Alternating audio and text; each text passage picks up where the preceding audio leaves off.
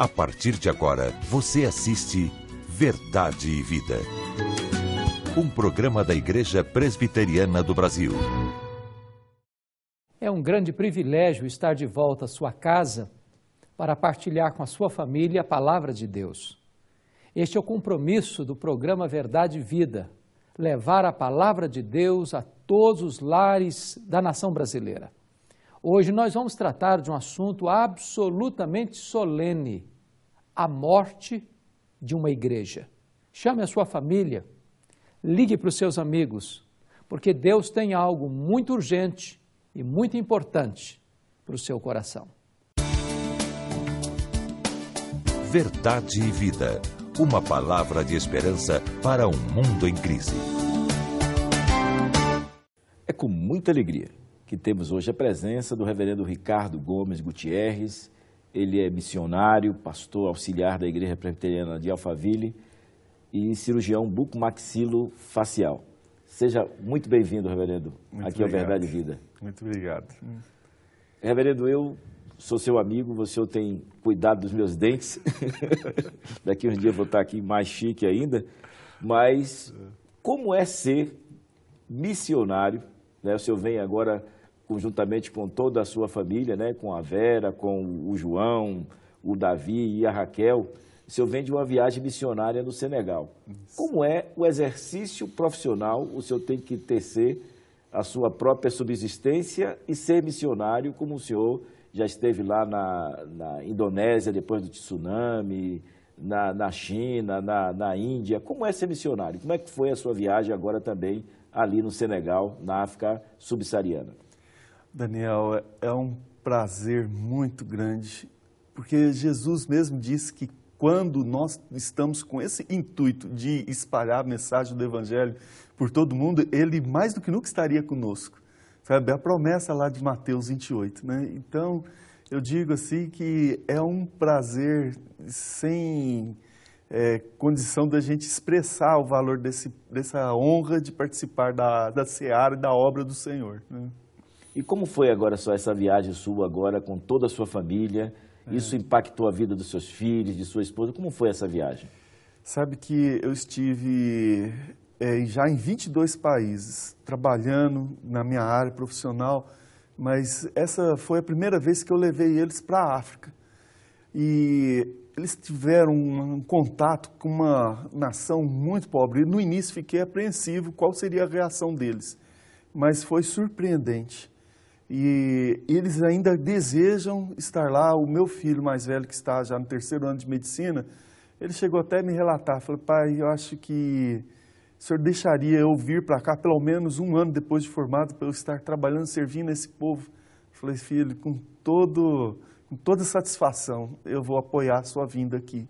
Então foi bom para a minha família descobrir que a gente tem mais do que merece e muito mais do que a gente precisa para viver. Que a gente não precisa basear nossa felicidade no que a gente tem ou que sonha um dia adquirir, né? Como é a vida dos senegaleses, já que apenas 1%, né, são cristãos? Sim. E 98% dessa população é a população islâmica. E passam miséria, fome. Como é a vida entre os senegaleses? Olha, Daniel, no Brasil a gente não tem noção ainda do que é verdadeira miséria. O Senegal ainda não é tão miserável quanto o resto dos outros países que estão na África, abaixo do Saara. Nós estamos vendo nos noticiários que, por exemplo, a Etiópia, o Sudão, além da miséria, da fome, da falta d'água, tem guerras. O Senegal, graças a Deus, pelo menos tem paz, porque é um país que, do ponto de vista social, está muito bem, assim, estabilizado, em paz. E, no entanto, é muito miserável, falta comida. Eles estão prevendo que em toda a África subsaariana, este ano há a possibilidade de ter 1 milhão de mortos, principalmente de crianças, por causa da fome. Está uma quebra de safra, uma seca, que há muitos anos eles não veem igual. Então, eu fiquei assim chocado do jeito que a gente vê e o que vai acontecer se nós não socorrermos a África, né? O senhor fala em socorrer a África, o senhor falava da necessidade que eles têm lá de uma creche para abrigar pelo menos 500 crianças. Como é que isso pode ser feito? Boa pergunta. Sabe que, pessoalmente, eu não sabia que a nossa igreja já estava atuando no ponto de vista social de forma tão enfática ali no Senegal. O pastor Marcos Mota é enfermeiro, junto com a Marília, que também é enfermeira, a esposa do pastor Gerson Troquês, junto com vários outros, a esposa do pastor Everton é uma dentista, a doutora Rosa também. Então, eles estão ali prestando uma ajuda social tremenda no país. Mas o que eu achei mais desafiador, o presidente da PMT Senegal, que é o pastor José Dilson, está começando um orfanato que quer abrigar 500 crianças. Hoje tem apenas uma casa e nessa casa é possível abrigar 50 crianças, mas ele está precisando dos recursos para levantar mais 10 casas e assim, se possível, dentro de um ano, sabe, gente já ter ali dentro do Senegal, na cidade de Emibur, 500 crianças que estão hoje abandonadas na rua. Você sabia que só no Senegal, segundo a Unicef, há por volta de 400 mil crianças abandonadas na rua, pedindo esmola, passando fome e necessidade. Como é que nós podemos tornar esse nosso evangelho prático, né? Como é que nós podemos exercer a nossa missão transcultural, passar a Macedônia, né? E ajudar aqueles irmãos ali no Senegal? Eu creio que é uma honra agora o nosso país que está apresentando uma época de prosperidade diante da situação internacional. Nosso país está em relativa paz e prosperidade. Então, nós temos condição de ajudar a construção desse orfanato, porque vão ser 500 crianças. Eu sei que vai ser um pingo no oceano, mas já é alguma coisa que nós vamos estar tirando da miséria, da fome. Então, está lá o pastor Zé Dilson e os outros missionários, nós vamos ser sócio desse empreendimento, sabe? Vamos ser auxiliares dele nessa proposta de socorrer o povo africano. E sabe, Daniel, nosso país tem uma dívida com a África, porque nós, entre aspas, no passado, literalmente roubamos o que eles tinham de melhor, que foram pessoas. A escravidão foi algo tão cruel que, por volta de 400 anos, roubou 20 milhões de africanos ali do Senegal que foram espalhados para as 3 Américas. Então, é o mínimo que nós podemos fazer pelo continente africano. É agora, nesse momento de grande seca, de muita fome, a gente fazer alguma coisa para compensar o nosso passado que provocamos de sofrimento naquele povo. Porque nós roubamos o que seria talvez o DNA, o que tinha de mais precioso, pessoas que nós tiramos da África e forçadamente introduzimos aqui no nosso país, né? Reverendo Ricardo, eu quero lhe agradecer, mas eu quero desafiar também um amigo telespectador, aos irmãos, os amigos, a igreja do Senhor Jesus, a passar a Macedônia e ajudar aqueles irmãos ali a construírem aquela creche para 500 pessoas ali no Senegal. Você pode pensar que isso precisa de milhões. Eles precisam apenas de 200 mil reais. E eu creio, se Deus, o Espírito Santo de Deus, trocar no seu coração e você puder ajudar, está aparecendo a conta aí da PMT, Agência Presbiteriana de Missões Transculturais, aí no seu vídeo, e você pode fazer a sua oferta. Cremos que Deus é poderoso para fazer por aqueles irmãos ali, para aqueles amigos, para aquele povo, muito mais de tudo quanto possamos pedir ou pensar. Amém. Que o Espírito Santo de Deus possa estar tocando o seu coração. Amém. E que você possa fazer essa oferta que pode ser pouca, aparentemente, mas vai significar muito para aquelas crianças ali no Senegal. Verdade. Daniel. Muito obrigado, reverendo. Obrigado. Deus o abençoe. Amém. Um abraço na Vera e dos seus filhos. Amém. Obrigado. E continue sendo uma inspiração para cada um de nós. Amém. Deus lhe abençoe. Amém. Obrigado. Verdade e vida. A palavra de Cristo para uma vida melhor. Hoje eu quero tratar com você sobre o tema A Morte de uma Igreja, fundamentando esta mensagem em Apocalipse capítulo 2 e capítulo 3. Neste mês de julho de 2011, eu visitei a Ásia Menor, hoje região da Turquia, e fizemos uma pesquisa, uma análise das 7 igrejas do Apocalipse.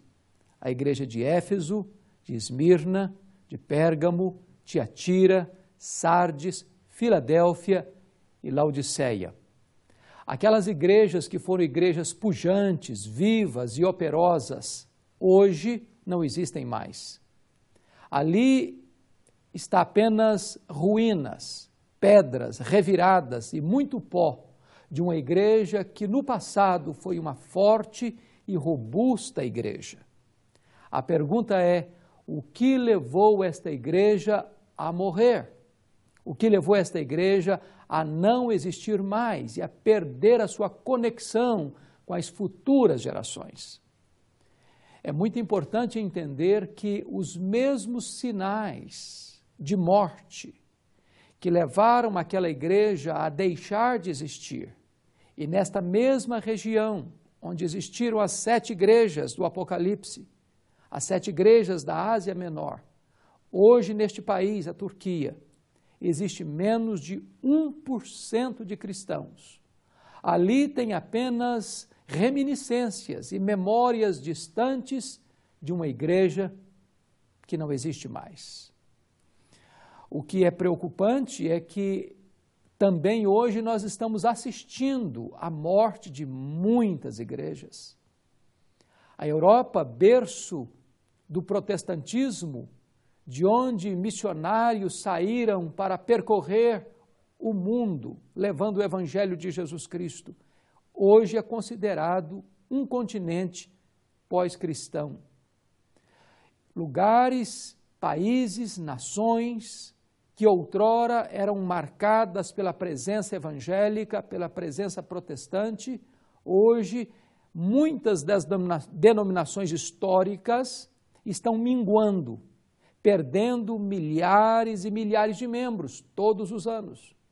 Seminários que outrora formavam pastores, teólogos, missionários, hoje estão rendidos ao liberalismo teológico e estes centros do saber teológico rendidos à heresia do liberalismo teológico têm levado à morte em vez de conduzir as igrejas à verdade, promovendo a vida. Esta mesma realidade nós estamos detectando, por exemplo, na América do Norte. Muitas denominações históricas também se capitularam ao liberalismo teológico e muitos seminários que eram celeiros de grandes pensadores cristãos, de grandes missionários, hoje também foram assaltados pelo liberalismo e estas igrejas estão, na sua vasta maioria, perdendo milhares de membros todos os anos e estão muitas vezes comprometidos com heresias graves e com a ética extremamente frágil. É muito preocupante, eu quero proclamar isto aqui com grande dor no coração, que muitas denominações históricas já estão fermentadas também no Brasil por este veneno mortífero do liberalismo teológico. Porque quando a igreja se capitula a esta vertente, ela não tem mais antídoto, ela não tem mais autoridade para pregar com fidelidade à Escritura e como a teologia desemboca na ética, uma teologia fraca vai desaguar numa ética vulnerável.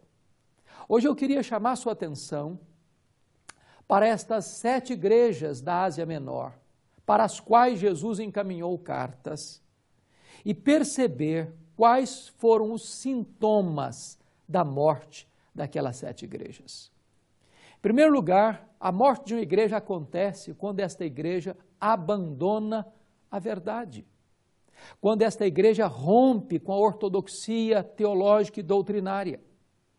Quando esta igreja abre flancos e abre portas para a entrada de novidades, de heresias. Quando esta igreja negocia a verdade. Quando esta igreja não persevera na sã doutrina. É importante entender que as igrejas da Ásia Menor foram fermentadas por heresias absolutamente perigosas e nocivas. Por exemplo, Jesus Cristo denuncia a igreja de Pérgamo, porque lá em Pérgamo estava se tolerando as doutrinas de Balaão e as doutrinas dos nicolaítas, doutrinas falsas, falsos mestres, falsos apóstolos, que entraram na igreja com suas terríveis e perniciosas heresias. E a heresia, a falsa doutrina, o falso ensino, mata a igreja, destrói o rebanho, dispersa as ovelhas de Cristo. Se você perceber, na igreja de Tiatira, Jesus Cristo denuncia que a igreja estava tolerando uma falsa profetisa. E não apenas tolerando os seus falsos ensinos, mas aceitando que esta falsa profetisa induzisse os membros da igreja à prostituição, à imoralidade. Quando uma igreja negocia a verdade, ela se fragiliza na ética, porque a teologia é mãe da ética. Uma igreja nunca terá uma moralidade sólida se ela tem uma doutrina fraca, porque a vida decorre da verdade, a vida decorre da doutrina. Se uma igreja transige com a verdade de Deus, ela não tem como viver uma vida cristã robusta, com testemunho irrepreensível. Segundo lugar, a morte de uma igreja acontece quando esta igreja começa a se associar e fazer pontes de amizade com o mundo. É muito importante entender que o mundo é um sistema posto no maligno. O mundo é um sistema que oprime a igreja, que odeia a igreja e que muitas vezes chama a igreja com linguagem de sedução para fazer amizade com ele. E a palavra de Deus nos exorta da seguinte forma: não ameis o mundo, porque aquele que ama o mundo, o amor do Pai não pode estar nele. A Bíblia diz que você não pode ser amigo do mundo, porque quem se constituir amigo do mundo se faz inimigo de Deus. A Bíblia é clara em dizer: não vos conformeis com este mundo, mas transformai-vos pela renovação da vossa mente. A Bíblia diz que quando a igreja se une ao mundo, se liga ao mundo, torna-se amiga do mundo, se mistura com o mundo, ela vai ser também julgada e condenada com o mundo. Na igreja de Pérgamo, por exemplo, havia esta simbiose, essa mistura, esta amizade, esta junção da igreja com o mundo, e isso levou aquela igreja à bancarrota espiritual. Na igreja de Sardes, por exemplo, o Senhor Jesus denuncia que ele não tinha visto aquela igreja íntegra na sua presença, as obras da igreja não eram puras, não eram íntegras, e as vestes dos crentes estavam contaminadas pelo pecado desta associação e desta imitação ao mundo. Mas em terceiro lugar, uma igreja, ela dá sinais de morte quando esta igreja se entrega à imoralidade. É muito triste quando se nota hoje que a vida de muitos cristãos não tem mais diferença alguma daqueles que não conhecem a Deus. O Senhor Jesus denuncia a imoralidade na igreja de Tiatira, na igreja de Sardes, na igreja de Pérgamo, igrejas que estavam capitulando-se ao pecado da imoralidade sexual, da infidelidade conjugal, da promiscuidade moral. Quantas vezes brotam de dentro das igrejas escândalos e mais escândalos, casamentos destruídos, divórcios e mais divórcios acontecendo. Os jovens, em vez de se preservarem puros para o casamento, o sexo está acontecendo com uma certa naturalidade antes do casamento. E isso atrai sobre esses mesmos jovens a ira de Deus, e eles caminham já para o casamento fragilizados na relação conjugal.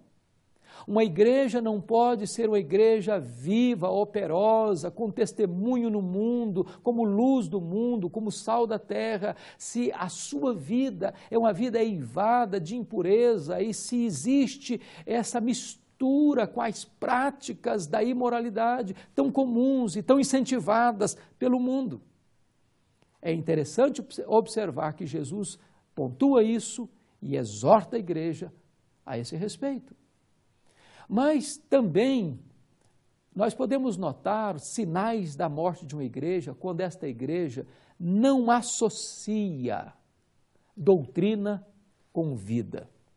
A igreja de Éfeso, por exemplo, foi elogiada por Jesus pelo seu zelo doutrinário, por não tolerar os falsos apóstolos, por pôr à prova aqueles que queriam ser mestres na igreja, mas não traziam a sã doutrina.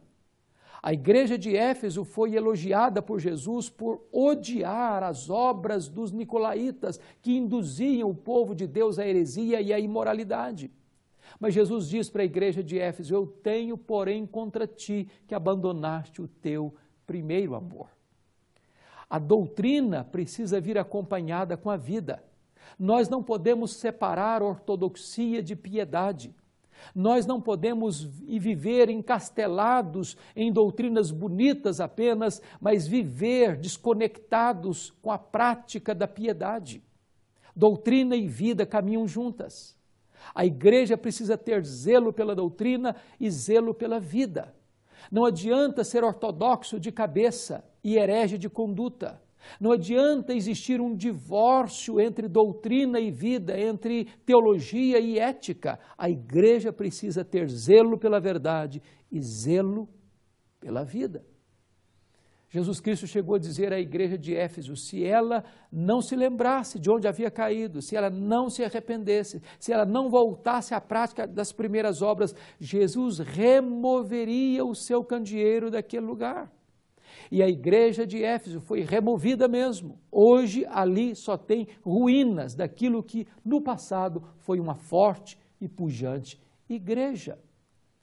Ainda nós podemos identificar a morte de uma igreja quando esta igreja não avalia a sua própria situação de decadência espiritual. Por exemplo, Jesus Cristo olha para a igreja de Sardes. E a igreja de Sardes tem nome de que vive, mas Jesus olha para esta mesma igreja, que dava nota máxima a si mesma diante do espelho, e diz, você está morta. Quando uma igreja aplaude a si mesma, quando ela tece elogios a si mesma, quando ela tem uma alta estima diante do espelho, mas pelo filtro da verdade, pela ótica de Deus, pela avaliação daquele que conhece a igreja, está no meio da igreja e sonda a igreja, esta mesma igreja que pensa estar viva, está morta.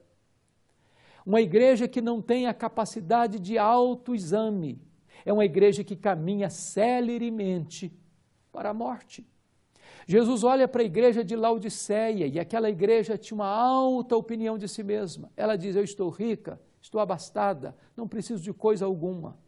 Mas Jesus olha para esta mesma igreja ensimesmada, esta igreja narcisista, egoísta, e diz assim, não, Laodiceia, você não é rica, você não está abastada, você é pobre, miserável, você está nua. Eu aconselho que você compre de mim vestes brancas para te vestires, ouro refinado pelo fogo para te enriqueceres, e colírio para ungires os teus olhos, a fim de que vejas. Eu repreendo e disciplina quantos amo, sê pois zeloso e arrepende-te. Então, notem vocês que uma igreja pode estar enganada acerca do seu verdadeiro estado espiritual.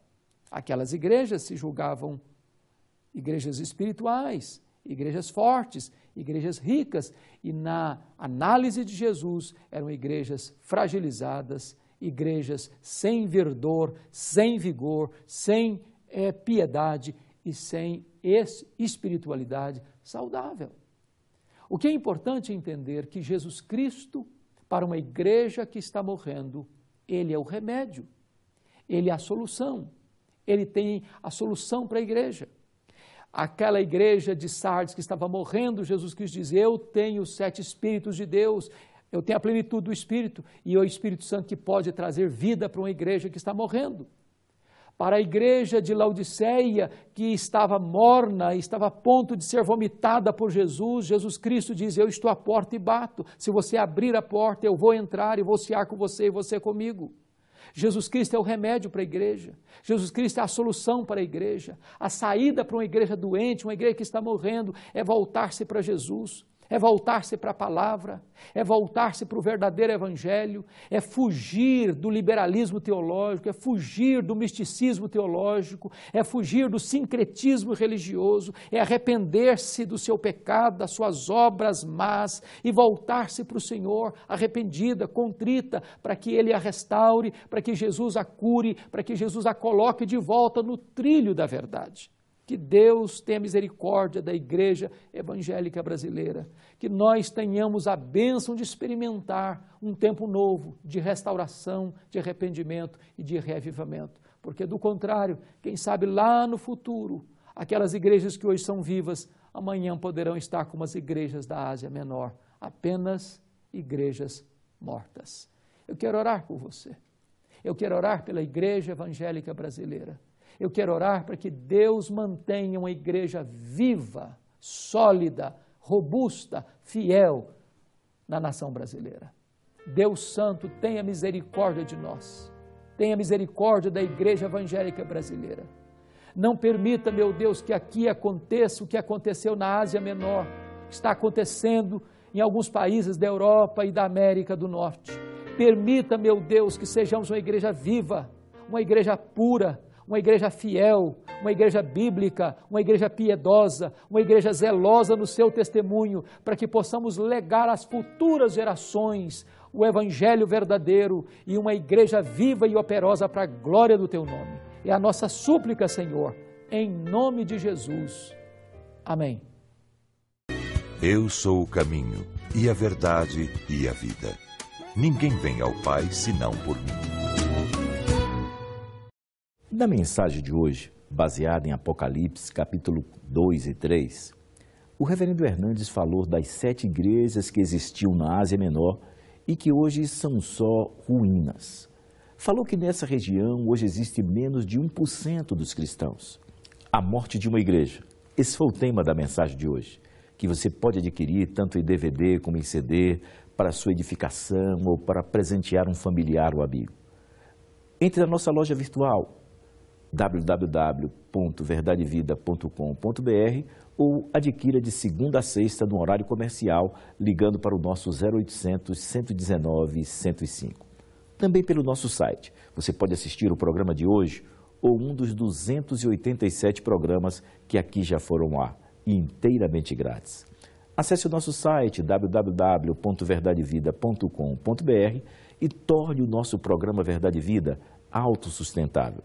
Clique em Faça a sua doação, faça o seu cadastro, imprima o seu boleto e pague em qualquer banco.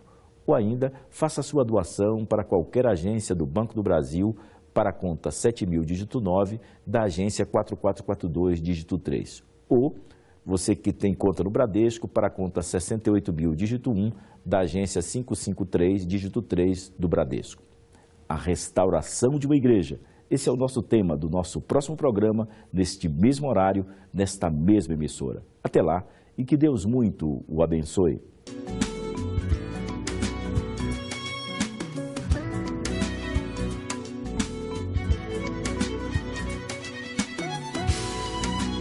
Verdade e Vida.